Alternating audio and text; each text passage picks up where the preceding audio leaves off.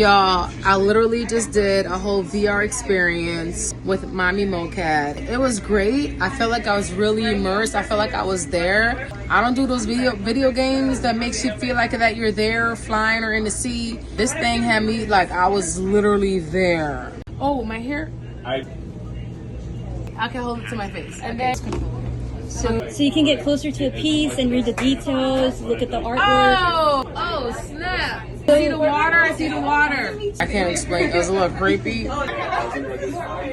You can approach the artist and they'll have a message for you if you want to check it out. But the artists were talking to me like in the VR set. But I really, I respect it. I respect it. Wait, the wall is in my face. You might want to move somewhere else and kind of like reposition yourself. Oh, she's right here, behind her. She's right here. That's the Brazilian artist. Now, this is kind of creepy though. Like, oh, here he is. Oh, this is so dope, babe. That's the Haitian artist. What the hell? How do I show this on Instagram? Okay, I saw two artists.